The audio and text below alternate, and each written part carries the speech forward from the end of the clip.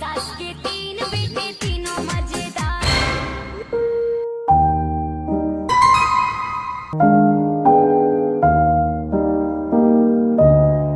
एक minute tour ছিল যে আশা আমি বাজবো যে বাসা, কেন হলো যে এমন জলে ভাসে দুই নয়ন, আকাশের লক্ষ্য তারা